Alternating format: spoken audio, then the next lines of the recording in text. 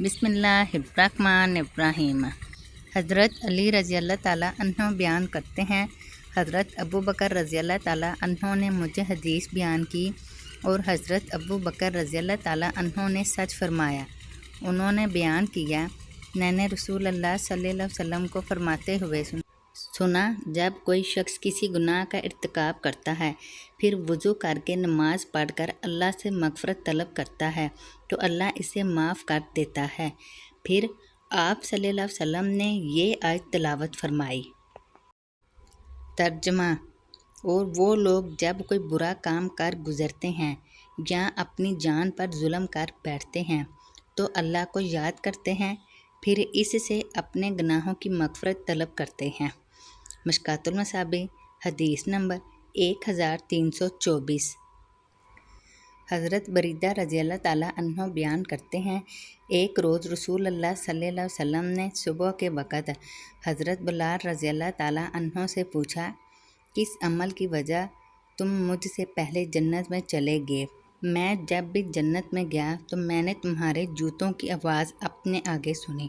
انہوں نے عرض کیا، اللہ کے رسول، میں جب بھی اذان کہتا ہوں تو 2 رکعتیں پڑھتا ہوں، اور جب میرا وضو ٹوٹ جاتا ہے تو میں فوراً وضو کرتا ہوں، اور میں سمجھتا ہوں کہ اللہ کا شکر ادا کرنے کے لیے 2 رکعتیں پڑھنا مجھ پر لازم ہے، لہٰذا میں 2 رکعتیں پڑھتا ہوں۔ رسول اللہ صلی اللہ علیہ وسلم نے فرمایا، انہی 2 کی وجہ سے تم اس مقام کو پہنچے ہو۔ مشکوٰۃ المصابیح، حدیث نمبر 1326۔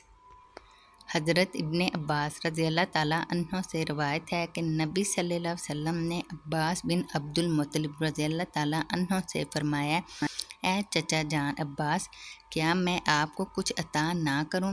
کیا میں آپ کو کچھ عنایت نہ کروں؟ کیا میں آپ کو کوئی خبر نہ دوں؟ کیا میں آپ کو 10 خصلتیں عطا نہ کروں کہ جب آپ ان پر عمل کریں تو اللہ آپ کے اگلے پچھلے، قدیم و جدید، سہون کیے گئے یا آمدن، چھوٹے بڑے، پوشیدہ اور ظاہر، تمام گناہ معاف فرما دے؟ وہ یہ کہ آپ 4 رکعت نماز پڑھیں، ہر رکعت میں سورۃ فاتحہ اور کوئی دوسری سورت پڑھیں۔ جب آپ پہلی رکعت میں قرات سے فارغ ہو جائیں اور ابھی قیام میں ہوں تو آپ 15 مرتبہ سبحان اللہ والحمد للہ ولا الہ الا اللہ واللہ اکبر پڑھیں۔ پھر آپ رکوع کریں اور رکوع میں یہی تسبیح 10 مرتبہ پڑھیں۔ پھر رکوع سے سر اٹھائیں اور 10 مرتبہ یہی کلمات پڑھیں۔ پھر سجدہ کریں اور سجدے میں 10 مرتبہ یہی کلمات پڑھیں۔ پھر سجدے سے سر اٹھائیں اور 10 مرتبہ یہی کلمات پڑھیں۔ پھر سجدہ کریں اور 10 مرتبہ یہی کلمات پڑھیں، اور پھر سجدے سے سر اٹھائیں اور 10 مرتبہ یہی کلمات پڑھیں۔ اس طرح ہر رکعت میں 75 مرتبہ کلمات ہوں گے۔ آپ یہ عمل 4 رکعتوں میں دہرائیں۔ اگر آپ ہر روز اسے پڑھ سکیں تو پڑھیں، اگر ایسے نہ ہو سکے تو پھر ہر جمعہ یعنی ہفتے میں 1 بار پڑھیں۔ اگر ایسے نہ کر سکیں تو پھر سال میں 1 مرتبہ پڑھیں۔ اگر ایسے بھی نہ کر سکیں تو پھر اپنی زندگی میں 1 بار ہی پڑھ لیں۔ مشکوٰۃ المصابیح، حدیث نمبر 1328۔ حضرت علی رضی اللہ تعالیٰ عنہ سے روایت ہے، انہوں نے فرمایا، ہم نبی اکرم صلی اللہ علیہ وسلم کے پاس بیٹھے ہوئے تھے، آپ کے ہاتھ میں ایک لکڑی تھی، آپ اس کے ساتھ زمین میں لکیریں لگانے لگے جیسے کوئی شخص گہری سوچ میں ہو تو کرتا ہے۔ پھر آپ نے سر اٹھایا اور فرمایا، تم میں سے ہر شخص کا ٹھکانہ جنت یا جہنم میں لکھ دیا گیا ہے۔ عرض کیا گیا، اے اللہ کے رسول، پھر ہم لکھے ہوئے پر بھروسہ نہ کر لیں؟ فرمایا، نہیں، عمل کرو، لکھے ہوئے پر بھروسہ نہ کرو۔